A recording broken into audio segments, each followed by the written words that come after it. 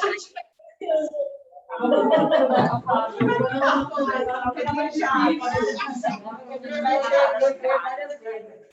Daí vai ser a aula com mais visualização no YouTube da Esther.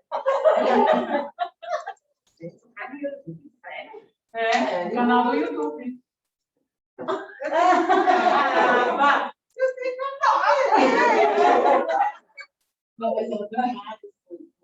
Mas é quinta-feira. Vídeos novos todas as Pessoal online, está enxergando direitinho a tela?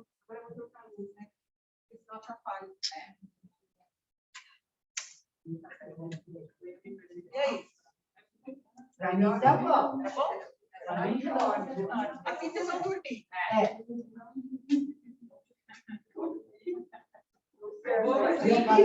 Tá ótimo. Bom, pessoal, bom dia. Bom dia, Antes de começar, alguém pediu alguma coisinha sobre ciência, né? Então, vou improvisar. Não estava na palestra, tá? Mas vou improvisar de um jeito que... a gente começou falando sobre verdade, né? Verdade, o aprendizado, inclusive a música do nosso amigo, que nos inspira também, né? Para esse raciocínio. A verdade, já disse Emmanuel, é como um diamante, né? Vocês sabem como é que se forma um diamante? Um diamante se forma no interior da Terra, numa condição de pressão altíssima, temperatura altíssima, ou seja, o carbono sofre ali coisas assim inimagináveis em termos de esforço, de lapidação, vamos dizer assim, até chegar a se tornar um diamante. E olha que interessante, quando a gente fala em aprendizes do Evangelho, né, há quantos séculos a gente está sofrendo essa depuração, né, para atingir a verdade? Só que um diamante, a gente também sabe, é uma das coisas mais duras que existe. O diamante é usado para cortar vidro, para isso, para aquilo. Agora, imagina se você pegar um diamante, que é a verdade, e tacar na cabeça do outro. A coisa mais dura que existe. O que acontece? Mata, estraga, machuca. Então, a verdade...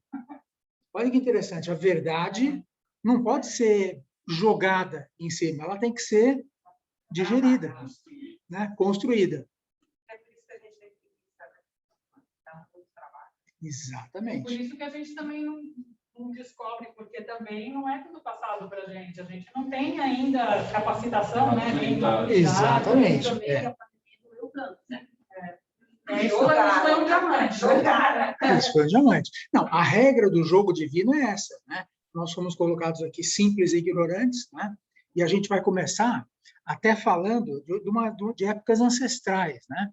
A gente vai falar do perdão, mas imaginem o homem no início da sua jornada civilizatória, né? Imagina o homem de Neandertal, por exemplo, que é um dos hominídeos, né, anteriores ao homem moderno. Será que ele tinha sentimentos? Será que ele tinha alguma empatia, alguma capacidade de entender o que estava acontecendo com o outro? Então, eu acho que tinha. Mas não era lapidado, né? Ele não tinha. Ele não podia sentar num ambiente confortável, com ar-condicionado, iluminado, etc. e tal, né? Como nós estamos aqui hoje.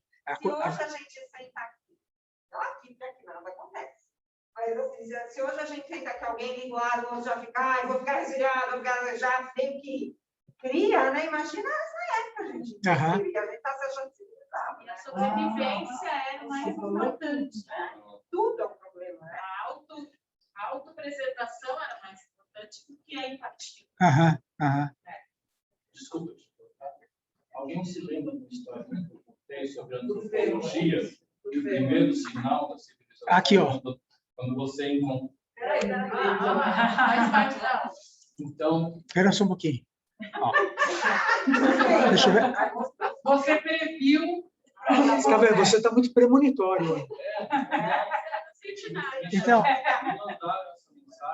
não, mas olha, mas isso é outra coisa interessante, né? A gente vibra na mesma faixa, né, de pensamento, então... Então, por favor, já ouviram a minha não, a não ser que você quer apresentar esse, apresenta esse. Mas é exatamente o que você ia falar. Quando se encontra um fêmur curado, cicatrizado, um osso cicatrizado, é sinal de que alguém ajudou alguém a se Então, e quem falou isso foi essa antropóloga, Margaret Mead, que o aluno dela, os alunos perguntaram qual que era o primeiro sinal, né, de civilizatório. E eles esperavam que ela dissesse, é uma flecha, é uma lança, né, é um arco, né, Ela falou, não, exatamente isso. Quando você encontra um fêmur que foi recuperado, cicatrizado, significa que alguém cuidou daquela pessoa. Porque o fêmur é uma coisa que, se você quebrar e ninguém te ajudar, você morre ali, né? Vem um predador e te come em seguida. Principalmente naquele início de civilização, né? Onde você punha o nariz fora da caverna e já estava lá o tigre, né, de sabre te esperando para te devorar. Então, olha que interessante, né? Aí vem a pergunta, mas será que eles se ajudavam por empatia? Ou por necessidade? Ou um misto de um e de outro? Não é? Então, a gente sabe que, naquela época, uma pessoa não sobrevivia só. Como é que você vai sozinho enfrentar o dente de sabre? Né? Não vai. Você depende dos seus companheiros de caverna. Então, você ajudar o seu companheiro de caverna, você está desenvolvendo empatia, mas, ao mesmo tempo, você está preservando o grupo. Você está preservando a força do grupo, porque sozinho ninguém sobrevive. Né? Então, a gente observa, né, olhando, né, desse ponto de vista, o que acontecia. Mas aí você tem a caverna A, e a caverna B e a caverna C. Todo mundo disputando o mesmo território de caça. O que acontece? Divisão, confronto. Então, quando a gente olha a história da humanidade, desde vamos dizer, de que o homem saiu da caverna, né, e nos séculos subsequentes, a gente vai ver o ser humano nessa gangorra, vamos dizer assim, né? Então, como a gente vê aqui, você tem o instinto de sobrevivência, né? Ele faz com que você, vamos dizer, em princípio, você queira se preservar. Então, se tem comida lá, você vai pegar para você. Se tem território, você vai pegar para você. Só que a gente tem o livre-arbítrio e a gente tem a semente da generosidade, do altruísmo, né? Até desse conhecimento de que a gente precisa do outro para viver. E quem que predomina? Né? Tem aquela história, né? Você tem o bem e o mal. Você tem um diabinho e um anjinho, né? Quem que vai se sobrepor? Quem você der ouvidos, né? Só que na história da humanidade, a gente sabe que predominou até vamos dizer, os dias de hoje, mas não os dias de hoje não, mas até muito próximo dos dias de hoje, as guerras predominaram. Até hoje tem muito. E por interesses humanos e tudo mais, né?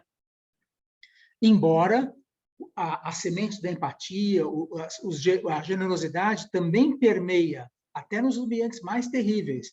Se você pegar durante a Segunda Guerra, né, havia aquela atrocidade, aquela coisa horrorosa, mas havia também pessoas e grupos que estavam lá para ajudar, para socorrer, para esconder, para tirar pessoas de situações difíceis, né? Mas assim caminha a humanidade, né?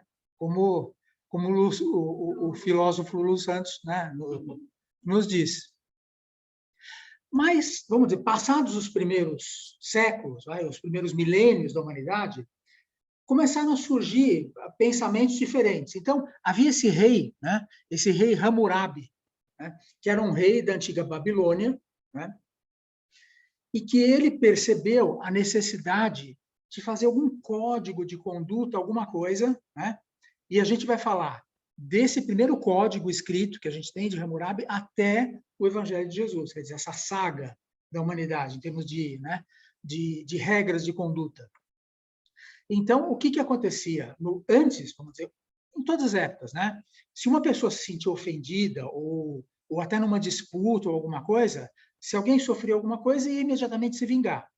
Só que a vingança, na maior parte das vezes, era completamente desproporcional.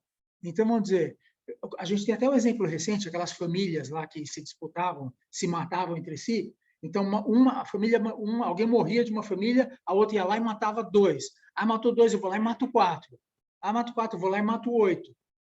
Infelizmente, a humanidade teve muito disso, né? Aí, o que fez o Hammurabi? Ele inventou um código, né, que, entre outras coisas, estabeleceu o que a gente conhece hoje como Lei de Talião. O que é a Lei de Talião? O que ela estabelece? A gente ouviu falar, né? Olho por olho, dente por dente. Mas a gente fala cruel, né? cruel a gente pensar assim. Mínimo justo. Só que a gente tem que pensar no cenário dele. Quer dizer, se alguém quebrasse o seu dente, o outro ia lá e arrancava todos os dentes. Mas Entendeu? a gente vive isso. Eduque seus filhos para que não exceda. Que a minha filha, se o Vitor falar meia coisa, Bia, não faz isso. Escuta, ele só falou, por que você precisa bater nele? Então, eu ainda estou ensinando para ela, olho por olho, dente por dente. Então, não, mas isso daí, mas olho por olho, dente por dente, mas até os dias de hoje, se você olhar o Código Civil, existe permeado no Código Civil um pouco desse raciocínio, né? Exatamente. Mas, então, qual era o cenário em que surgiu isso, né? O cenário do Hammurabi? Foi na Mesopotâmia, né? Mesopotâmia, a gente vê aqui no mapinha. Oi? Isso foi mais ou menos 1700 antes de Cristo. Pouquinho antes de Moisés. Moisés teria sido, que a gente vai falar um pouquinho disso, né? Porque a lei de Italião também está presente vamos dizer, na codificação né, do judaica. Então, mais ou menos 1700 e pouco, tá? Então, a Mesopotâmia, ela fica nessa região aqui, ó. Vocês estão vendo, ela fica exatamente entre os rios Tigre e Eufrates, que é exatamente onde surgiu a civilização, porque entre dois rios os terrenos eram férteis, né? Então, você tinha possibilidade de agricultura. Então, surgiram várias civilizações ali, os sumérios, os babilônios, os assírios, né? Lá que se inventou a escrita. Então, antes do Hammurabi, já existia a lei de Italião, mais ou menos, mas era tudo tradição oral, era um contando para o outro, né? E aí a gente sabe aquela historinha do telefone sem fio, né? Você vai contando, vai, né, distorcendo, etc. Então, ele resolveu disciplinar a coisa, né?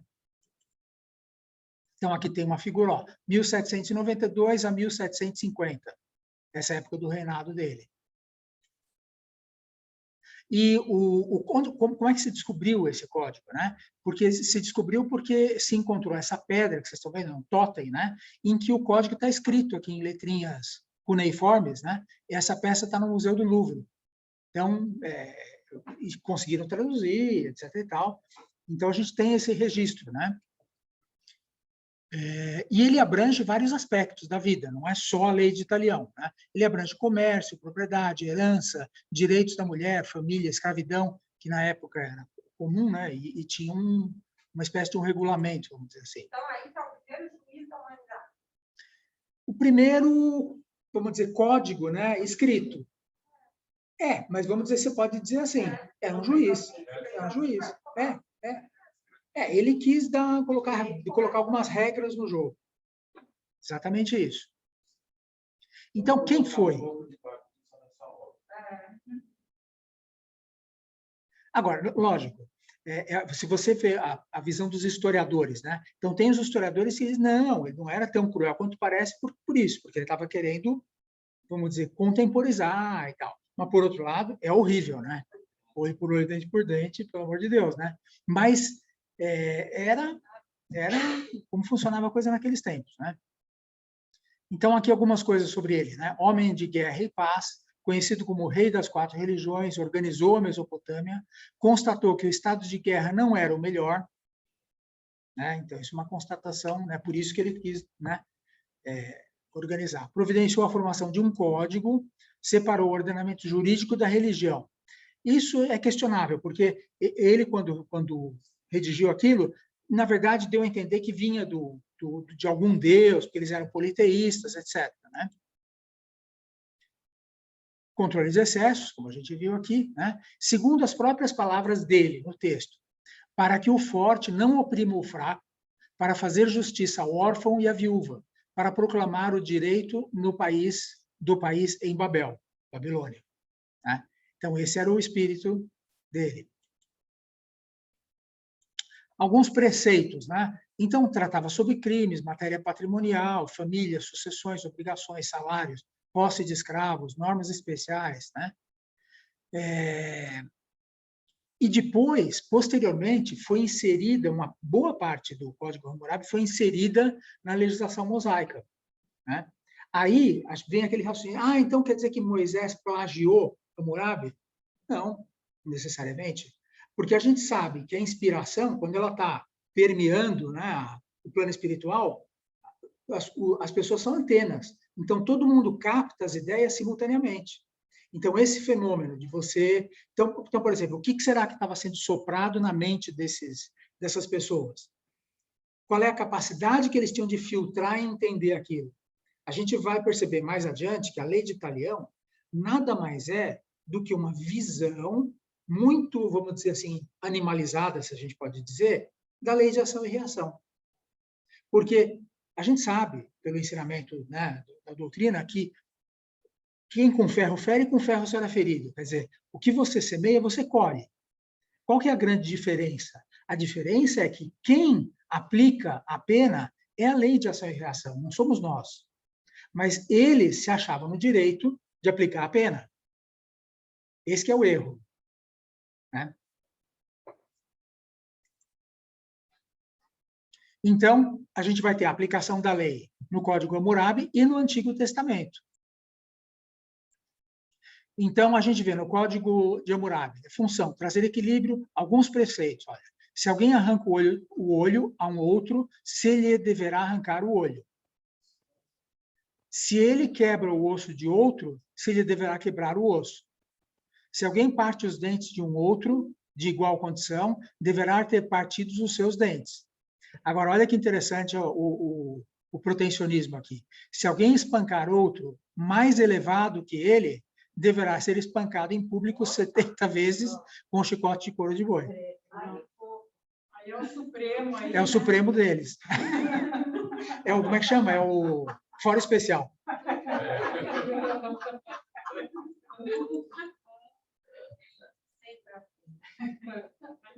Nossa, que visão!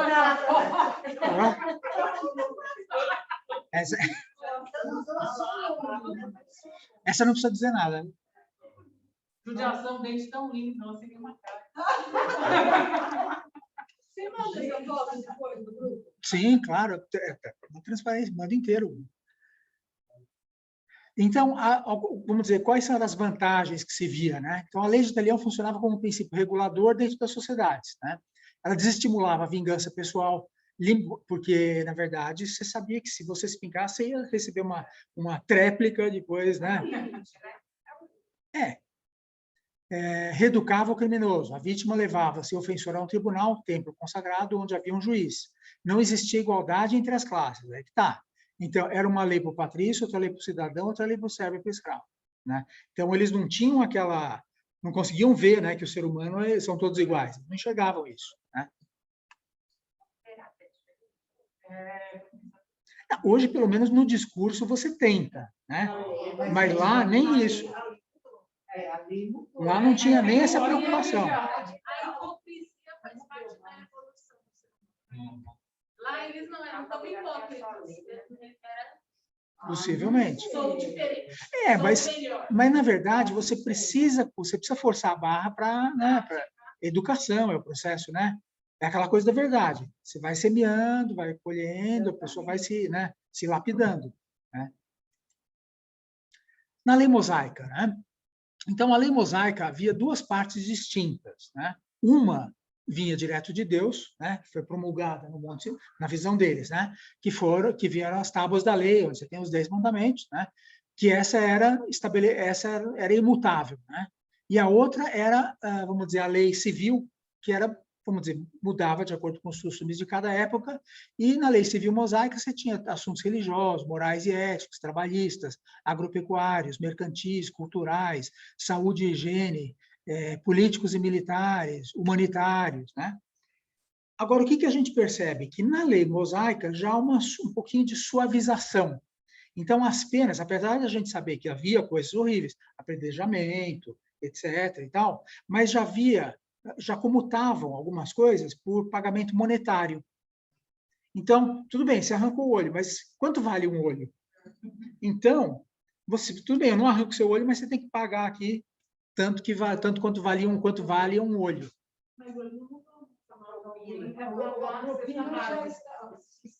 É mais ou menos isso. Vamos dizer, posteriormente, a gente vai ver na Igreja Católica a venda de indulgência, né? Então, você compra o seu terreninho no céu, né? Desculpem, gente, é inevitável. Estava os olhos da cara. Boa. Então, no Antigo Testamento, né? Existe isso lá, tá? Mas se houver morte, então darás vida por vida. Ou seja, matou, morreu. Olho por olho, dente por dente, mão por mão, pé por pé. Queimadura por queimadura, ferida por ferida, golpe por golpe. Né? No Novo Testamento, né, a gente tem o princípio ameno, né? Quer dizer, ouviste o que foi dito, olho por olho, dente por dente. Eu, porém, vos digo, né, que não resistais ao mal, mas se qualquer te bater a face direita, oferece-lhe também a outra. Aí a gente vai entrar, né, no ensinamento de Jesus, quer dizer, o que significa oferecer a outra face? Será que é você dar a outra face literalmente? Ou será que é você mostrar um outro jeito de se comportar? Em vez de pensar na vingança, você dá a outra face no sentido de perdoar. Essa é a outra face. Porque não faria sentido, né? Alguém te bate aqui, você fala, agora bate aqui. Jesus não ia, né? Qual é uma grande preocupação? É você dar o exemplo para você fazer com que todos os seus contemporâneos, né, de encarnação cresçam junto. Então, é o ensinamento, pelo exemplo, né? Não só da boca para fora. Mas aí a gente tem a boa nova chegando ao mundo, né? Há 2000 anos, né? 1700 anos depois do Hammurabi, né, chega Jesus. Então, olha o tempo que foi necessário para cair uma fichinha, né, para o ser humano estar preparado, entre aspas, né, porque até hoje a gente não está preparado. Mas Jesus achou que naquele momento, né, ele conseguiria trazer, tanto que trouxe e chegou até os dias de hoje a mensagem. Né? Com todos os problemas que a gente teve, ela chegou. Né? E a gente tenta resgatar o ensinamento. Né? Então, Jesus nos ensina, né, através do Pai Nosso, perdoai as nossas ofensas, assim como perdoamos aqueles que nos têm ofendido. Então, nós estamos pedindo a Deus que perdoe os nossos erros, mas a gente está afirmando que a gente perdoa aqueles que nos têm ofendido. Será? Né? Então, esse é o ideal. Então, é isso que Jesus está ensinando para a gente. Será que a gente consegue pôr em prática isso? Essa é uma boa pergunta, uma boa reflexão, né? Então, o perdão para Divaldo Pereira Franco, né? Um importante passo para a evolução. Perdoar não significa esquecer, mas sim não querer revidar. Perdão é treinamento, é a aeróbica do espírito. A gente não precisa de aeróbica para ficar em forma, né? E a gente não tem preguiça de sair da cama para fazer aeróbica? Do mesmo jeito. A gente tem preguiça de perdoar, né? É mais fácil você achar que o outro errou, você tem razão, e ponto final. Se for um desafeto, mais fácil aí, nossa, vou perder meu tempo. Você não quer sair da sua zona de conforto. Vou sair da minha cama, por ele. Então, o que o Divaldo diz, é um treinamento. Você não acorda, vamos dizer, pronto para perdoar, né? Porque você tem o seu instinto de sobrevivência, você tem a sua ancestralidade, né? Você tem os seus hábitos, você tem a sua, né? Tudo isso. Então, é um exercício, né? Exige uma compreensão, né, do que significa ser humano, né? E conviver com os outros, né? Então, a gente vai ver a máxima, né, nossa, de Jesus, de fazer ao próximo aquilo que você quer para você. Existe coisa mais genial do que essa? Né? É um ovo de Colombo, né? Por que lá atrás o homem já não saiu das cavernas praticando isso? E como é bom ser perdoado, né? No caso, assim, né? Você faz o que você gosta, né? Nossa, você pisa na bola, tem aquela sensação horrível e você é perdoado, não tem coisa melhor. Eu me lembrei de uma passagem do nosso neto, que ele é assim, ele é imperativo, terrível, então ele escuta, pá, bate, daí na mesma hora ele fica triste, ele fala assim, pronto, já bati em mim. Olha que coisa interessante. Olha, mostra a palestra. É um mini italiãozinho.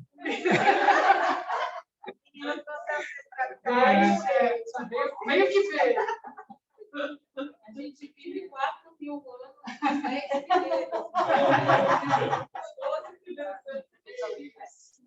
Eu vou no cheiro da humanidade. Acho que a Kelly queria falar. Quando uma vez fala na introdução, a gente fala assim, de perdoar o outro, mas eu acho que a gente tem que começar a exercitar com a gente. Porque para a gente perdoar a gente, ou nós, o nosso próximo, a gente tem que fazer o exercício aeróbico de primeiro entender o porquê ele me bate, igual o filho, né? Por quê? Então, quando você se dispõe a compreender o porquê ele age daquele jeito, mas não com com o seu conhecimento, com o conhecimento dele. Porque não adianta eu falar, se eu vou me colocar no lugar da Michelle, mas eu fui criada pela minha mãe. Não é me colocar no lugar da Michelle. É com a mãe que ela teve, na casa que ela teve. Então, quando você começa a pensar em perdão, primeiro compreender uma situação, o perdão vem mais fácil. Mas aí a gente tem a questão do esquecimento de vidas anteriores. Então, como a gente consegue compreender uma coisa se a gente não sabe? Não. Mas essa é a questão, mas pensa ao contrário, pensa ao contrário. Como é que você conseguiria conviver com o seu assassino ou com a sua vítima? Se você lembrasse. Entende o porquê do esquecimento e depois você trabalha o perdão.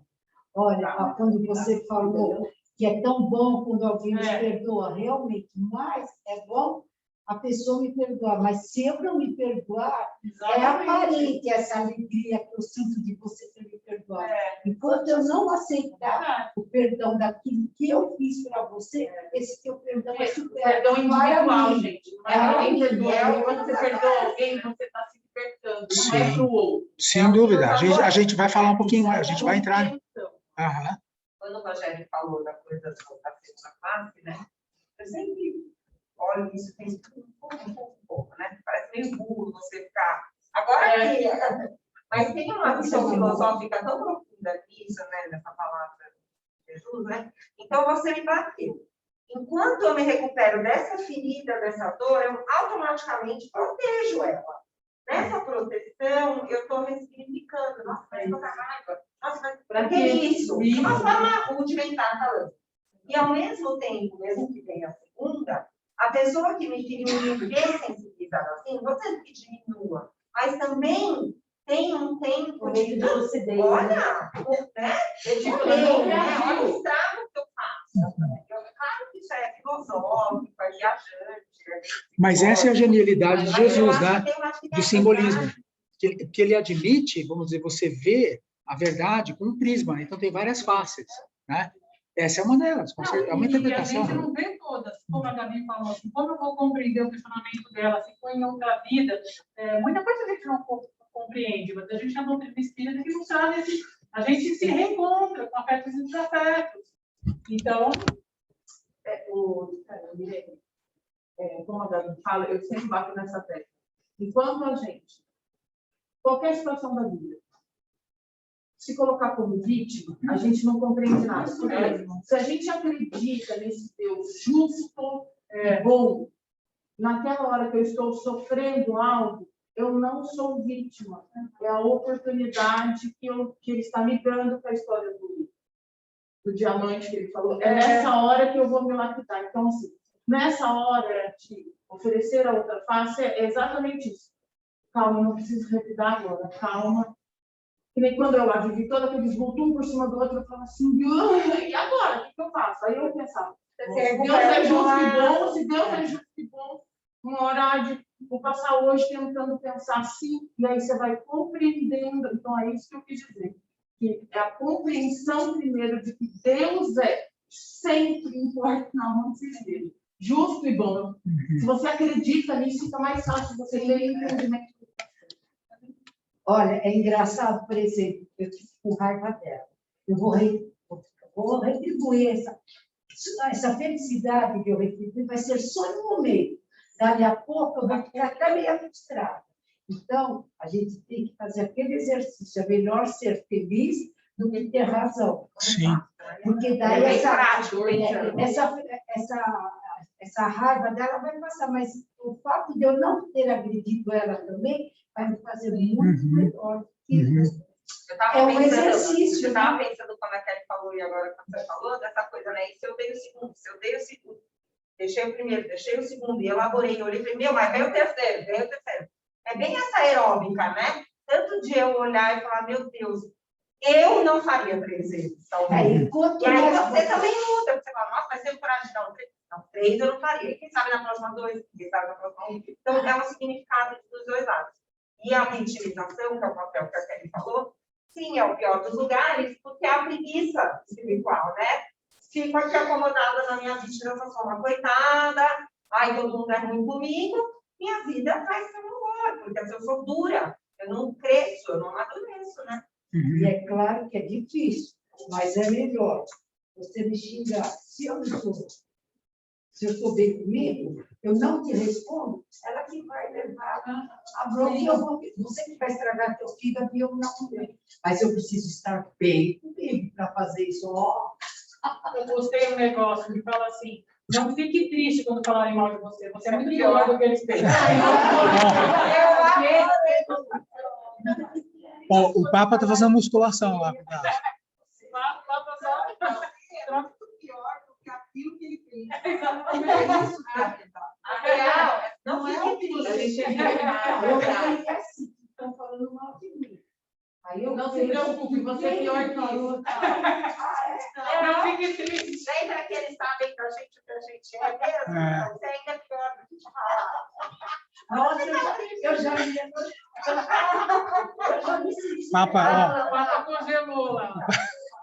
Esse é um sinal de resistência. ele continua. Rogério é um espírito alemão numa classe brasileira. Me fez lembrar. É alguém que se revida contra outro, que falou, porque você falou isso, a pessoa fala, gente, ela reagiu assim, só porque eu falei. Imagina se ela soubesse que eu penso. O que eu ia falar mesmo era outra coisa. Dentro ali do treinamento, eu vou pegar o gancho na fala da Kelly. Ela falou assim, eu não preciso me vingar agora. Não é isso? Daqui a um tempo você amadurece, você diz assim, eu não preciso me vingar. Exatamente. Depois você passa a pensar, não preciso. Eu posso ajudar. Vamos adiantar, avançar um pouquinho, pessoal, por causa do horário, só para a gente dar uma pincelada em tudo, né? O Rogério está aqui. Então, não, mas agora nós vamos entrar exatamente nessa parte agora, né? A gente vai falar das bem-aventuranças, né? Então, como Jesus trouxe para a gente, né? Bem-aventurados os que são misericordiosos, porque obterão misericórdia.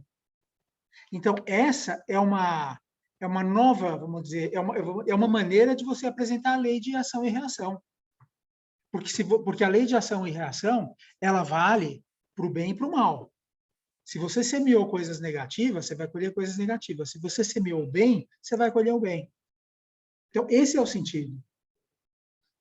E quem que promulgou a lei maior? Né? A inteligência primária do universo. Né? Então, se você quer misericórdia com a sua vida, com as suas ações, você tem que colocar em prática aquilo com o seu próximo. Essa é a lei. Essa é até a lei de Talião.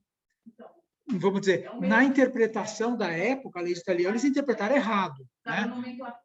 Então, os espíritos sopraram, olha, a lei é de ação e reação.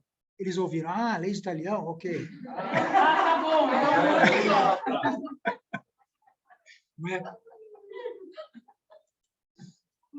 A misericórdia é o esquecimento e o perdão das ofensas. Isso é misericórdia. É próprio da alma elevada. Torna a pessoa calma, mansa e caridosa. Como será que é isso? Em que planeta será que é isso? Né? Vai ser calma, mansa, caridosa.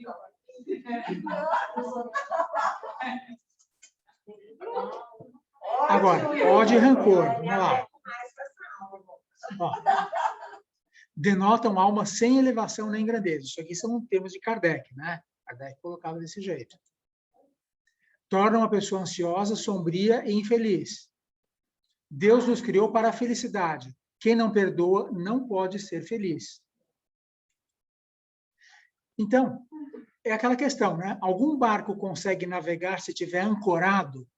Se você estiver ancorado, você não sai do lugar. A falta do perdão é como se fosse um barco ancorado. Tem aquela passagem que eu vou rápido, né, que eu vou contar. Dois monges estavam passeando, né, no caminho deles, etc. Aí eles veem uma senhora, né, na beira de um rio ali e pedindo para que eles ajudassem ela a atravessar para o outro lado, porque ela não podia se andar direito, etc. e tal.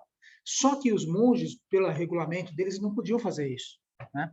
Mas um deles foi lá, agachou, pôs ela nas costas, atravessou o rio, e o outro olhando espantado, não, você não pode fazer isso, você não pode fazer isso, é contra as nossas regras. Ele não deu bola, foi, atravessou, deixou a mulher do outro lado, voltou e seguiram o caminho.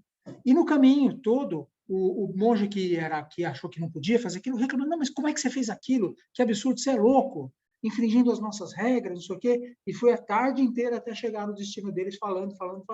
Quando chegou lá, ele continuou insistindo naquilo, daí o monge que tinha ajudado a moça falou assim, olha, eu ajudei ela a atravessar o rio e deixei ela lá. Você está trazendo ela com a gente até agora, que você não esquece ela. É o complaining, que em inglês traz, né? Always complaining, está sempre ali, né? Navegando. Mas olha o gancho mental, né? Ele quebrou a regra, tudo bem, mas ele ajudou a pessoa, ele tinha as razões dele, né? E aquela história da regra, né? Você não pode fazer isso hoje, porque hoje é sábado, né? Então, quer dizer que se você vê uma pessoa precisando de ajuda na rua, você não vai ajudar porque é sábado? Né? Então, o que acontece? Muitas vezes, né, a gente troca entre nós lixo psicológico, lixo tóxico, mental. Né? Então, sentimentos de perda, de arrependimento, indiferença, rejeição, falta de afeto, ofensas, humilhação, desrespeito, raiva, ressentimentos de ódio, vingança, tudo isso, se a gente não resolver dentro de nós, é um lixo tóxico para o organismo, né? Para a nossa evolução, para tudo mais. Acumulando, igual tá aí, a gente vai colocando isso. Ó, você quer ver, ó? É guardar lixo na geladeira. É como se fosse, né? Então, guardar mágoa no coração é como guardar lixo na geladeira. Vai piorando, né? Comida estragada. Vai começar a cheirar mal, etc. E tal. Se você comer aquilo... Né? E a gente sabe que a mágoa, ela mata. Quer dizer, isso, vamos dizer, pesquisadores, né, mostram que um grande número de doenças, né, poderiam ser evitadas se a pessoa, né, perdoasse, ficasse mais leve, etc. Isso se constata, né? Os estudiosos, psicólogos, psiquiatras, etc., chegam a essa conclusão. Então, razões para perdoar, né? O perdão é muito bom para quem perdoa. Às vezes, é aproveitado por quem é perdoado, pois acende uma luz interna. Então, ele é bom para quem perdoa.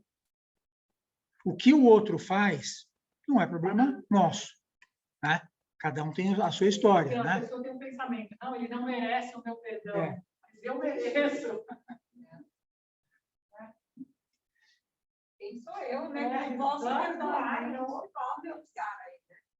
Então, a gente sabe que a mágoa crônica leva a depressão, desequilíbrios psíquicos, né? As pessoas que não perdoam ficam mais doentes, né? Já se descobriu ligação do não perdão com um crescimento anormal de células, né? Quer dizer, os tumores, etc. Você alimenta com isso.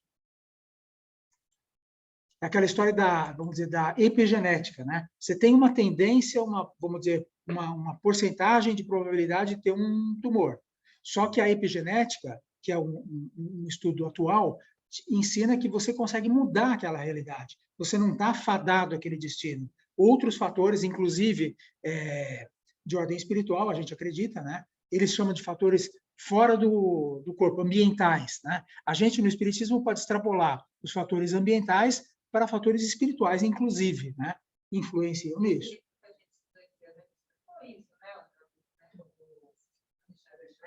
quando você está vivendo alguma situação, você sente algum desconforto físico, e aí você fala, porque eu fiquei nervoso. Não, provavelmente porque isso é um histórico de outras vidas sua, uma comorbidade que você acumula, e aí você está lá tomando a reprovação 4 de novo na prova de olhar 7. Né? Aham. Então você está indo ali no mesmo lugar. Né? Você está com a agulhinha cutucando, no mesmo lugar, né? Por que os misericordiosos obterão misericórdia? Somos regidos pela lei de causa e efeito, né? Como a gente falou, estabelecida pela justiça divina. Do modo como agirmos para com os outros, agirão para conosco. Sempre receberemos os efeitos das nossas ações, positivas ou negativas. Né? Às vezes a gente tem a tendência, né, de estudar a lei de ação e reação só pelo lado negativo, mas não é. Não é nem o que deveria predominar. Predomina pelo nosso estágio evolutivo. Né? Rapidinho, dentro dessa ideia de causa e efeito, nós somos responsáveis pelo efeito que gostaríamos de causar. Uhum. Rogério, no livro do Chico, eu falei também que a gente tomar cuidado que ação e reação é uma coisa, causa e efeito, eu, como ignorante, eu misturava tudo isso na minha cabeça. Então, eu fiz uma coisa, outro reagiu a isso. Uma coisa. Agora, causa e efeito é outra coisa. É isso que eu estou falando. E aí a gente tem que dar um salto gigante para compreender. É isso que me fez compreender muito. Uhum. Eu falava, bom, mas se ação e reação, a lei do italiano está certo. Não, pera um pouquinho. Então, Se você fala... Então, porque você tem causa, ação e reação, e causa e efeito, vamos dizer, é uma questão semântica, né? Mas a gente está falando de uma ideia, né? Então, a ideia qual é? É que existe uma lei que, vamos dizer, determina o nosso futuro de acordo com a nossa semeadura. Exatamente. Ponto. Você pode mudar de nome, né? Isso é uma coisa. A outra coisa é a reação que uma pessoa tenha, vamos dizer, em consequência de uma atitude sua. Mas aí ela é livre, não é uma lei. Ela poderia ter tido aquela reação ou não. É isso que a gente confunde quando a Sim. gente fala lei de ação, reação e de causa. São coisas diferentes. E a misericórdia é uma coisa além disso. Sim. Não, a misericórdia... É o amor. Não, a misericórdia é a chave. Se você pensar, pensa um pouquinho, um raciocínio simplório, né? Então, você imaginar, nessa encarnação eu matei o Zezinho. Aí, nas seguintes, o Zezinho me mata. Depois eu mato ele, ele me mata. Eu mato, ele mata. Quando que acaba isso? Aí a misericórdia do esquecimento. Aí é que entra a misericórdia e o amor. Um bebezinho, um Zezinho, amar a gente vem com chachudinho, gordinho, o Zezinho se apaixona pela gente. E aí vai que vai. Então, isso para mim fez muita diferença quando eu li o livro Ação e Reação. Foi aí que... não é toda a mesma coisa. Agora, olha que interessante essa frase do Raul Teixeira. Ó. Olha só, gente, na Terra existem injustos, sim, porém não existem injustiçados. Ou seja, é como aquela máxima, né? O escândalo é necessário, mas ai de quem provocar o escândalo. Não, mas espera aí, eu tenho um ponto. O espírito evoluído, o espírito que não precisa reencarnar, ele desce na Terra, ele está sob fogo cruzado. No livro Renúncia, quando a Alcione foi reencarnar, ela é chamada, você tem certeza que ela pediu para reencarnar? Você tem certeza que você quer? Porque você vai sofrer, você não... Não, eu quero... Não, mas aí eu vou fazer um contraponto. Olha que ótimo. Não, você quer ver por quê? Porque, tudo bem, a gente pode pensar em grandes personagens que foram perseguidos e não mereciam. Tá certo? Jesus Sim, foi... exatamente, então. Não é? Então, você pode dizer que Jesus foi injustiçado? Você não pode dizer isso, porque na visão humana. Sim, então, mas é aquela coisa que Gandhi falou. Se ele se ele se sentiu ofendido, ele falou, não, nunca ninguém me ofendeu. Porque ele não se sentiu ofendido. Certamente um monte de gente xingou ele, queriam matá-lo, etc. Mas ele não se sentiu ofendido. Então, será que Jesus se sentiu ofendido pela humanidade? Uma misericórdia tão grande. Não é? É o carregar a mulher, né?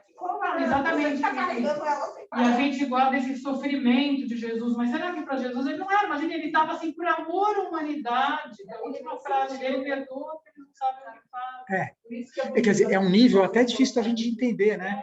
Quer dizer, nós como seres humanos limitados, que somos no nosso estágio, principalmente, a gente não entende, né? Não, mas é que eu falei isso só para tirar aquela coisa assim, então acontece uma coisa Sim. horrorosa, você fala, tem um espírito que fala, ele deve ter merecido.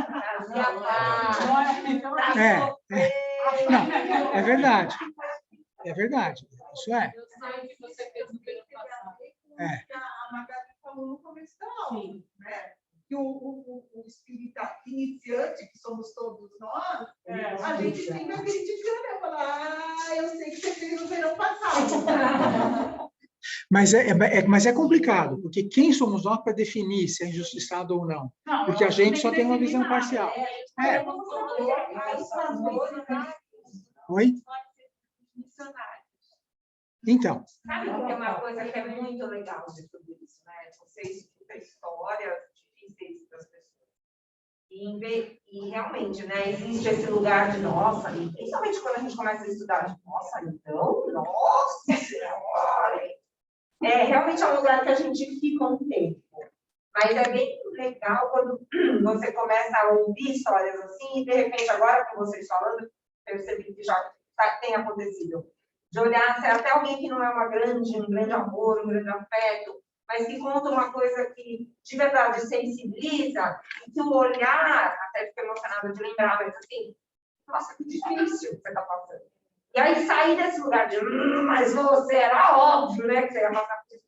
Fácil você não é. Mas de verdade olhar e falar, nossa, que sofrimento, né, esse lugar. É legal, é muito gostoso perceber que você está Você vê a pessoa, ele vai pagar. O papo até cansou, porque ele estava assim, agora ele está assim.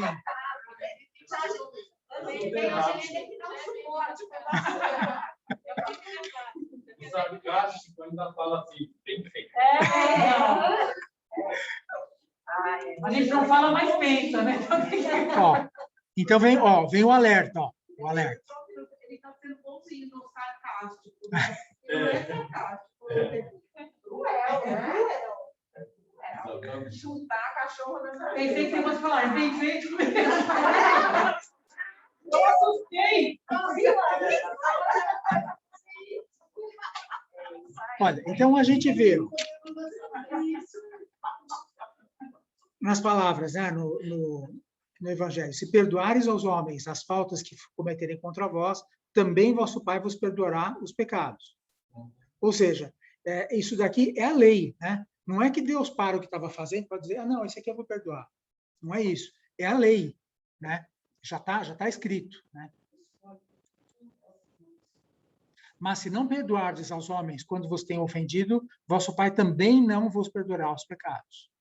Mas eu fico pensando que tem coisas que nos deixam simplesmente indignados. Uhum. Que pessoas fazem, isso não dá, isso não passa. Daí, assim, eu fico pensando, a gente também tem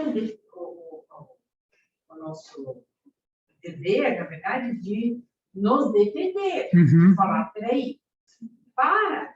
Então, isso, ou pelo menos assim, você não quer parar, mas eu estou te falando que não é legal o que você está fazendo. Uhum. Porque isso eu acho muito difícil a gente entender dessa história toda, e também de ser espírita, de não deixar passar tudo.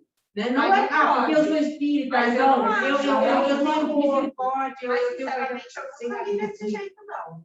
Eu acho que você pode falar. O que eu entendo é que se você também cala tudo, você também não está ajudando. E a gente é instrumento de melhoria. Nossa, isso. Então, por exemplo, se desse exemplo da face, se eu vou fingir que eu não estou sentindo dor, vai, 2, 3, 4, não, doeu, vem aqui agora. Doeu, agora aqui. Eu estou fazendo esse movimento de, poxa, mas isso magoou. Tenta melhorar na prova, vai ficar quieto. Não acho que é isso. Mas se a gente é um terceiro na história toda. Primeiro você tem que tomar cuidado com esse lugar de terceiro, porque você fica um juiz. Olha, mas a gente não pode, assim, na minha visão, né? A gente não pode misturar um sentimento de perdão com sentimento de indignação. A indignação justa, ela é perfeitamente aceitável. Jesus se indignou. A gente tem a passagem lá dos vendilhões do templo, né? Jesus chegou lá e rodou a baiana, vamos dizer assim, né? Porque era uma coisa que ele não... Né? Mas não significa que ele não tenha, eventualmente, tido compaixão para com os vendilhões. Ou seja, ele mostrou o erro, né? Mas, vamos dizer, ele em momento nenhum, né? Você tem alguma narrativa dele perseguindo ou querendo fazer alguma crueldade, arrancar o olho do cara, né? Ele não chega e fala todos os pecadores. Ele fala aqui, joga para os outros. Ele se conscientiza. Ele tem uma proteção. Mas é um ponto... Até onde vai a tolerância e onde começa a conivência. É isso que eu falei, a gente vira cúmplice. Então, o instinto de defesa é instinto. Agora, mas por outro lado, vamos pensar assim, ó. Mas tem que preservar o lado animal. Porque a gente, essa coisa de defesa, a gente vai muito para o animal. Mas se a gente deixar o outro errar, nós vamos ser culpados também por isso. Rogério, se você quiser falar, é só levantar a mão, tá? Não, olha, vamos só ver o que é, vamos dizer, a definição espírita para a gente continuar. A gente pode até no final abrir para a gente discutir, né? Vamos só tentar ir até o fim. Ó. Perdão na visão espírita, então, é não revidar a ofensa. Tá? Então, vamos dizer, se você está indignado com alguma coisa que o outro faz, você vai fazer igual? Agora, aqui não está dito que você não pode recriminar, que você não pode tomar atitudes para evitar que aquilo aconteça. Você só não vai revidar, ou seja, você não vai fazer o olho por olho, dente por dente. Nem na mesma hora, nem no mesmo âmbito de raiva. Muitas vezes, quando acontece na sequência com impulsão, né, impulsividade, e xingou, aí você já está perdendo metade do caminho. Uma coisa é você elaborar isso, não estou dizendo que é fácil, nem que eu sei fazer, mas uma coisa é você elaborar isso, não fiquei chateada, bom, vou falar que essa palavra, esse jeito me incomodou. É diferente, você está sem um instrumento. Não, olha que engraçado, né? É brincadeira, lembrando do meu netinho, né? Ele é assim, temperamento vulcânico, né? Então, qualquer coisa que você fazia que ele não gostava, sei lá, eu ia você, não gosto de você, né? Assim, mas eu te amo. Eu respondi imediatamente. No começo ele ia regar o olho, assim, né? Porque o que ele estava esperando? Que eu entrasse na dele. Né? Funcionou. Nem sempre vai funcionar de cara, né? Porque é uma pessoa muito rústica. Ela vai estou sem imagem. Mas, de repente, a gente vai atender a Priscila e então, olha, não revidar a ofensa. Não alimentar mágoa e rancor. Então, você pode, vamos dizer, você pode alimentar a sua indignação e tomar as providências, mas sem alimentar mágoa e rancor. Porque mágoa e rancor vão fazer mal para você. É difícil? É muito bonito, não é? Muito difícil. E é uma brecha enorme. É. A gente vive no mar de onda, você está naquela, né? Não criar obstáculos à reconciliação. Agora, aqui é importante a gente ver que ele está falando de relações interpessoais, né? Não está, naturalmente, falando, vamos dizer, da nossa posição enquanto observadores da sociedade. Ele está falando num cenário diferente, não tinha internet, não tinha televisão, era 1 a 1 o negócio ali, né? Então, era um outro cenário. Vamos dizer, não, aliás, né? Retribuir o mal com o bem. Retribuir o mal com o bem. Então, quando você fala em termos de lei de Talião, isso é o oposto, né? Então, você vai querer educar, você vai querer ensinar, você vai querer mostrar o caminho, etc, etc. Agora, lógico, se você tem um criminoso contumaz, você não vai dar espaço para ele continuar, vamos dizer, na coisa de crimes. Então, você vai procurar fazer o possível para que ele, né, para resgatar. Esse é o sentido, né? Então, retribuir o mal com o bem. O que é o bem? Aí entra aquela questão. Se a pessoa é vamos dizer, um assassino em série, está matou 30, né? É aquela história, né? Você chega lá, uma espírita diz assim, olha, vou te contar o seguinte, você matou 30, você vai ter que reencarnar 30 vezes, vão te matar 30 vezes, sabe o que ele faz com você, espírita? Tá, vou te matar também. Pum, matou 30, mata 31, mais um. Não vai fazer diferença, já matou 30, mata 31, né? Então, é lógico que a gente vai querer evitar que aquilo aconteça, mas preservando o nosso coração, o nosso sentimento, né, de uma coisa que volte para nós, que se volte contra nós. Né? Esquecer a ofensa recebida. Aqui, a gente abre um parênteses, que esquecer é uma questão de memória. Né? Esquecer, a gente entende aqui, é como não dar relevância para uma ofensa. Né? Há 200 anos, uma ofensa, como é que eles resolviam? Num duelo. Você se sentia ofendido, você desafiava o outro, você ia lá, atirava. Anos foi ontem, né? Foi ontem.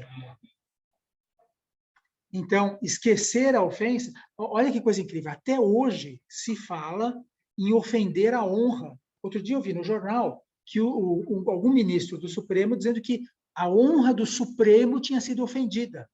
Agora, desde quando o Supremo tem que ter honra? Não é? Então, é um negócio de doido, se você pensar, né? Essa coisa da defesa da honra. Então, não, a honra é uma coisa que está ligada à vaidade, né?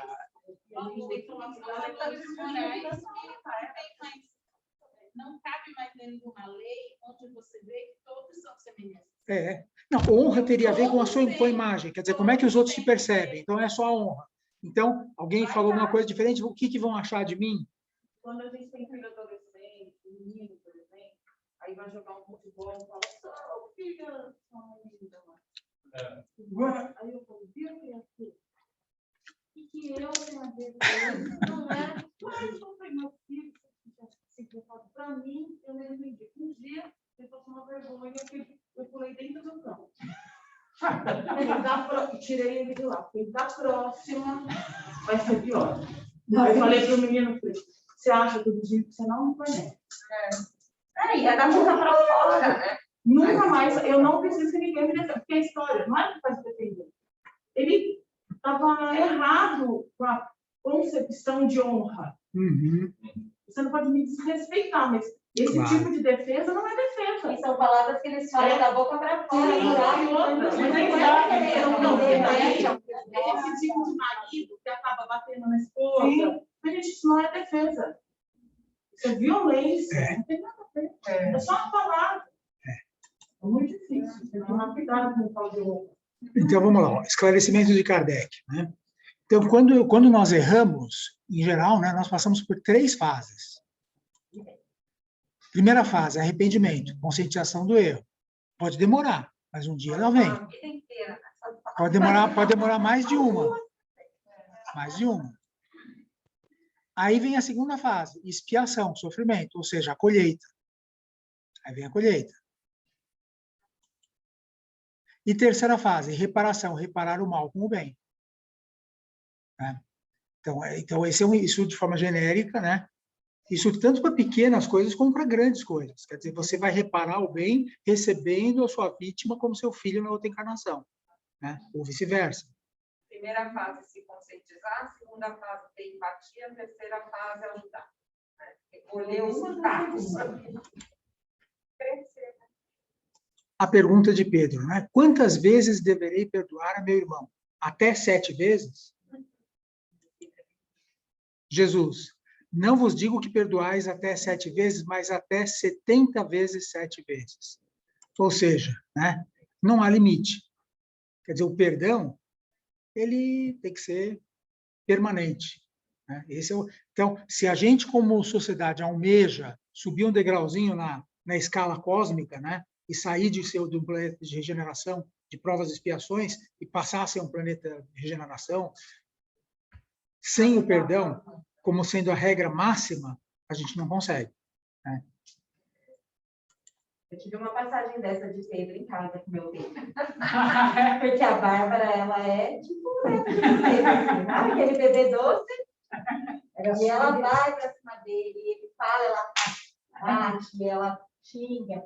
E aí ele virou para mim um dia e falou assim, mãe, eu não sei mais o que fazer. Eu falo para ela que não pode, ela vem e me bate. Eu falo para ela que não pode, ela vem e me xinga. Eu falo para ela, o que eu vou fazer? Eu vou fazer isso sempre. Eu falei, filha, até ela entender, porque ela é pequenininha, a gente tem que ensinar ela. Se você vai dar um beijo, abraço, carinho, se você brigar, se você bater nela, aí ela vai achar que você vai continuar fazer isso. Sai de perto, vai brincar de outra coisa, aí ela vai ficar arrependida, aí ela fica arrependida, vai lá abraçar. Então, eu vou mexer o Pedro. Agora- Foi exatamente isso. Você vai ficar fazendo e ela vai fazer. Vou fazer coisa, eu vou ficar fazendo. Mas ela entender. Agora- E que bom que ele é Pedro, né? Não. Ele também já conseguiu pegar a frente. Não, ele Tá bom, tá bom. Agora que ele já veio, esse Pedro foi já Por isso que ela vai poder estudar com a gente. Já nasceu, já veio pra cá. E a gente vê a genialidade de Jesus como psicólogo cósmico, né? O maior psicólogo médico, né? Das almas. Então, atitude nossa diante de uma ofensa. O que ele vai querer preservar aqui, né? Vai querer preservar, entre aspas, a honra, porque ele conhece o espírito humano. Então, ele sabe que a gente é suscetível, né? O que acham de nós, a nossa imagem no grupo, tudo mais, né? Então, diante de uma ofensa, né? Se contra vós pecou o vosso irmão, e te fazer ele sentir a falta, em particular, a sós com ele. Se você vai repreender alguém, quem gosta de ser repreendido em público? Ninguém. Porque mexe com honra. Mexe com a vaidade. Coisa que você levanta sem necessidade, e aí o foco perde. E aí tem os ânimos, né? Quem tá fora, quem tá fora. Perdeu o sentido. Não, você da vida, polariza, né?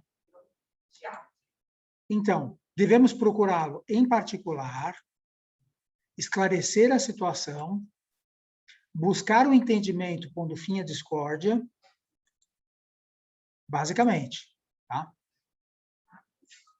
Preguiça, né? Ó, duas maneiras de perdoar. A primeira, humilhante sem benevolência. Né? Você perdoa, eu te perdoo, vai ser bobão. Né? Com ostentação, não há generosidade, né? E perdão só dos lábios. Vai ser uma forma. Tá? Ó, desculpa, tá? Eu não queria ter feito isso. Agora já foi, passou, né? Vamos embora. Acabou. Vamos. Continua rindo só para dizer que desculpa, perdão, né? Tá perdoado. Não, já pedi desculpa, você não vai parar de falar mesmo? Não precisa falar assim. Já falei. Ó, a definição da segunda forma. Nobre e generosa. Verdadeira e sem pensamentos ocultos. Né? Ou seja, porque se o perdão não for verdadeiro, ele vai continuar te fazendo mal. Não é o outro que vai ser prejudicado porque você não perdoou. Você é que vai adoecer porque você não perdoou, né? E ela tem que ser nobre e generosa por isso, para preservar o outro, para não acirrar os ânimos e tudo mais.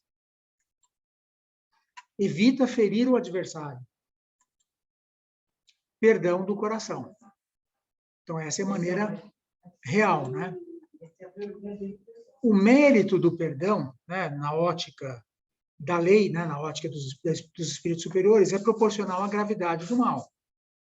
Então, você perdoar um pisão no seu dedo é diferente de você perdoar uma falta grave de alguém contra você ou contra um parente seu, né? É diferente. É um mérito espiritual, vamos dizer assim, né? Questão 886. Qual o verdadeiro sentido da palavra caridade como entendia Jesus?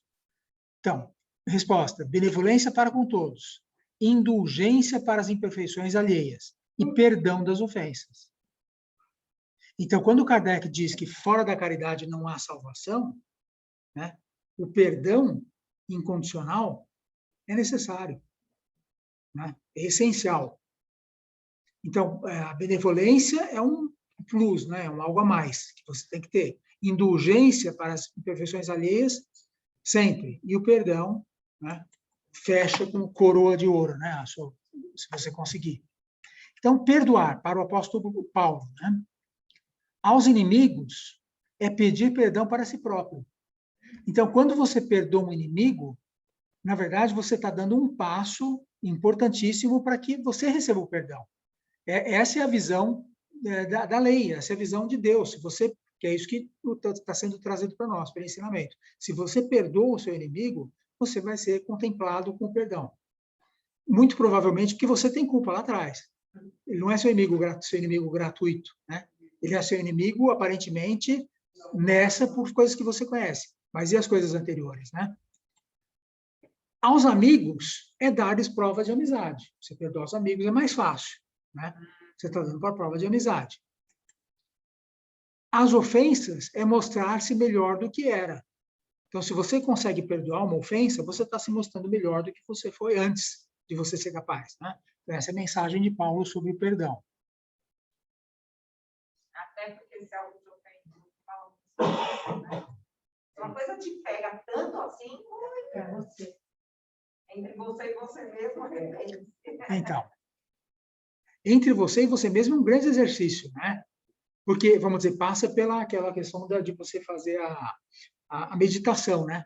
O que é a meditação? Meditação é você sentar quietinho, aí você se imagina fora do seu corpo, olhando para baixo, aí você vê aquela cabecinha lá, aí você pensa como se fosse outra pessoa, você começa a analisar o que você fez. Tá certo? Tá errado? Posso melhorar ou não? Mas você tem que sair de si. Se você não sair de si, você traz todas as suas emoções de fundo, né? O orgulho e tudo mais. Então, você sai e você pensa como uma pessoa isenta, não tem nada a ver com a história, estou aqui só olhando, né? Como se fosse com outra pessoa. Aí você consegue analisar com mais clareza, né? Por que né, foi tão, agora é tão trabalhado o feedback, né, no trabalho? Exatamente por isso, antigamente, imagina, acho que antigamente, se alguém, um gestor chegasse para um funcionário e falasse a percepção dele sobre essa pessoa, gente, eu não sei o que seria, porque era complicado lidar. Não consigo imaginar meus pais, meus tios ouvindo um feedback, por exemplo, né? É gerente, eu não sei quem é, como é que eles acham. Hoje, o feedback de um funcionário é uma coisa difícil de engolir, mas é uma coisa tão proveitosa para o cargo, porque depois você melhora suas ferramentas, né? Sem dúvida. É muito bom. Com certeza. E o feedback nada mais é do que uma crítica, né? É uma crítica. Mas é uma crítica à luz, vamos dizer, de quão bom aquilo é para você. Não é? Quando ela é honesta, quando ela é, vamos dizer assim, positiva, para cima, né? Então, porque aí tudo depende da intenção também, né? Você não quer espezinhar, você quer fazer uma crítica construtiva, né? Por isso que não tem esse nome, ofensa, feedback. É Já para não cair nesse lugar de não falar, né? Não, mas é que tá. Se a pessoa que está dando feedback não for cruel, vamos dizer assim, entre aspas, vai, ela está semeando. Um dia ela vai receber o feedback dela. Né? Então, o feedback ele é dado e depois é acompanhado por um ano e novamente avaliação feita em cima daquele ponto. A pessoa, se não desenvolveu, pelo menos no banco que eu trabalhava, ela receberia até uma advertência, tipo, olha, você teve um ano para melhorar. E você não melhorou, então, mas esse ano você já está no vermelho, não, no amarelo, o ano que vem é vermelho. Agora, olha que interessante, né? Quer dizer, a gente é livre para criticar os outros? Somos 100% livres? Da onde vem a nossa moral para eventualmente criticar alguém? Em tese, tá? Se você, em tese, você vai poder criticar naquilo em que você esteja acima da crítica, tá certo? Ou seja, você como fumante, você não vai convencer o seu filho que fumar faz mal, tá certo? Então, vamos dizer, a autoridade moral, ela é proporcional à sua própria evolução, à sua própria conduta. Então, se você vai criticar uma conduta, se você vai dar um feedback de uma atitude que você vai dizer que não é boa, mas você faz aquilo todo dia, com que moral você fala? Tá? Então, vamos dizer, quando se fala em termos de espirituais, né? Quer dizer, os espíritos superiores, por que eles podem puxar a nossa orelha? Porque eles estão num degrau muito na frente. Eles já não põem como é que Emmanuel consegue falar tantas coisas para a gente sem nos ofender? Olha a habilidade. Não é? Porque ele tem o status moral para fazer aquilo. No universo espiritual tem ferramentas para isso, e exatamente o que a Esther falou, né? É feito feedback, por um ano é feito espera. Mas hoje em dia se dão ferramentas também. Durante esse ano, a empresa não fala, olha isso, eu vou ficar de olho em você. Isso, tenta fazer isso, olha, tem isso, olha isso. Olha. E aí vai de você querer dar aceitação ou não. Aí Você aceita isso. Não, e tem outra, né? No código humano é uma coisa, o código superior divino é outra. Então, quem garante que o código, vamos dizer assim, o compliance da empresa é legítimo. Você não garante. Ele pode ser e pode não ser. Não é? Então, a gente não sabe. Por exemplo, você vai trabalhar num governo onde se faz espionagem. Né? Como é que é o feedback que você dá para o espião? Não é? É difícil. Como dizer, dentro da nossa esfera de humanidade, você tem... Né? Mas é o estado que estamos. É o estágio que estamos. Agora, aqui tem uma outra coisa que tem a ver, né? Como é que a gente pode criticar ou julgar o outro? Então, tem a passagem de Jesus com a mulher adúltera, né? Que, entre aspas, tem uma psicografia do Humberto, do irmão X, que diz que ela não tinha nada de adúltera. Ela, na verdade, tinha passado por uma situação em que, por calúnia, né? Ela passou no meio do povo, o povo chamou de adúltera, aí os outros que estavam do lado pegaram ela, não sei o quê, e ela não tinha nada. Eu não me lembro exatamente em qual livro, depois, se vocês derem Google, vocês vão achar isso. Mas, no entanto, ficou registrado como se fosse... De qualquer maneira, isso não importa, tá? Porque o ensinamento de Jesus veio como se ela fosse, mas ela não era. Então, olha a injustiça no ensinamento dentro de outro, né? Mas, então, Jesus, quando estavam todos prontos para apedrejar, né, a mulher, então Jesus disse, aquele dentre vós que estiver sem pecado, atire a primeira pedra. Quem de vós não necessita de perdão, né? Quem já não errou, se equivocou, faliu, etc. E aí foram saindo um por um, né? E Jesus diz, quem te condena? Ninguém. Né? Eu também não te condeno. Vai e não peques mais. Então, aí é aquela questão, né? Jesus fez questão de dizer, vai e não peques mais. Ou seja, ele não conivil, né? Mas ele não, vamos dizer, condenou. Né? Porque a gente sabe, Jesus não evoluiu em algum lugar aí há bilhões de anos? Certamente, né? Então, ele sabe. A própria reencarnação nossa, né, para cada um de nós, reflete o perdão incondicional de Deus, a nos oferecer uma nova chance para o resgate dos débitos e retomada do caminho do aprendizado sem fim. Então, gente, esse era o tema de hoje. Né? Aqui eu trouxe para vocês essa imagem aqui. É interessante, é um artista holandês, sabe, que fez uma imagem usando inteligência artificial de como seria a fisionomia de Jesus de acordo com o biotipo da época e tal. Então, está aqui só para vocês conhecerem. Obrigado. Uma coisinha. Agora, foi desenvolvido o tema reencarnação, é a outra face. Sim. Rafael. Uhum. Uhum. Ai, gente, precisa fazer uma oração. Tenta de novo. Tem a Danusa e a Maria Luísa. Põe elas né? aí. Oi, meninas. Oi. Estão aqui com vocês. Que pena que vocês não estão aqui pertinho, né? Para a gente estar junto. Sim, Ligado. pé. Então, vamos fechando os nossos olhos. Em profunda gratidão por essa oportunidade de compartilharmos esse alimento espiritual, esses ensinamentos que fazem nascer um sol dentro de nós, dissipando as nossas trevas interiores, trazendo a esperança, a coragem e a vontade desse exercício do perdão na nossa existência. E assim, agradecidos, encerramos essa etapa da aula, graças a Deus. Graças a Deus. Graças a Deus, meninas. Tchau. Obrigada, gente. Tchau. Tchau, lindas. Tchau.